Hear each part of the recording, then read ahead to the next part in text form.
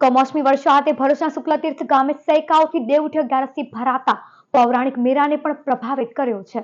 શુક્લતીર્થ ગામે પરંપરાગત મેળાને લઈ લાપાચમના દિવસથી પ્લોટોની કામચલાઓ ભાડેથી આપવાની કામગીરી હાથ ધરવામાં આવી હતી। સ્થાનિક શ્રમજીવી વર્ગને તેમને રોજી મળી રહે તેવા સુહેતુથી પ્લોટની માપણી કરાઈ હતી। જો કે કમોસમી વરસાદ બાદ જામેલા કાદવ કીચડ અને ઠેર ઠેર પાણી ભરાવાને લઈ રવિવારથી શરૂ થતો મેળો પણ પ્રભાવિત થયો છે। ગ્રામ પંચાયત રેતી અને માટી નાખી મેળા માટે વિસ્તારને સજ્જ કરવામાં વ્યસ્ત છે। શુક્લતીર્થ ગ્રામ પંચાયતનું આવકનું સૌથી મહત્વનું સ્ત્રોત રેતીની રોયલ્ટી તેમજ શુક્લતીર્થનો મેળો છે। આ વખતે મેળો 2 થી 9 નવેમ્બર સુધી ચાલશે। મેળામાં વિવિધ પ્રકારના 800 ખાણીપીણીના પ્લોટો, સ્ટોલો, રમકડા બજાર તેમજ મનોરંજન રાઇડ સાથે પ્રસાદ તેમજ લુહાણિયા બજાર પણ આવે છે। મનોરંજન પ્લોટ, પાર્કિંગ પ્લોટો તેમજ વિવિધ સ્ટોલના કામચલાઓ ભાડાના અંદાજિત 800 પ્લોટની ફાળવણી કરવામાં આવી, જેની કુલ આવક 33 થી 35 લાખ અંદાજવામાં આવે છે। સરપંચ રણધીરસિંહ માગરોલાના નેજા હેઠળ સમગ્ર મેળાની કામગીરી હાથ ધરવામાં આવી રહી છે।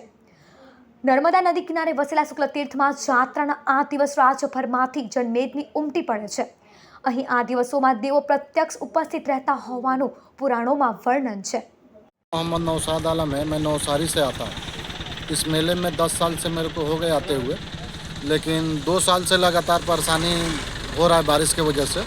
लेकिन इस बार क्या है कि थोड़ा ज़्यादा ही बारिश परेशान कर रहा है। 2 तारीख से मेले का डेट है चालू होने का, लेकिन अभी तक सब धंधे वाले परेशान हैं, कुछ नहीं हो पा रहा है।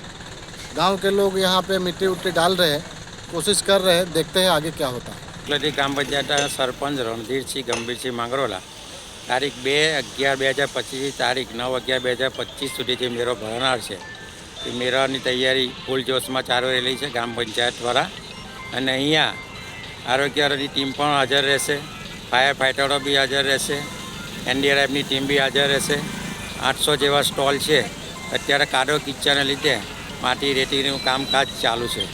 મેળો સમયસર ચાલુ થઈ જશે તો દરેક ભાવિ ભક્તોને સ્નાન કરવા માટે, દર્શન કરવા માટે પધારવા આમંત્રણ છે।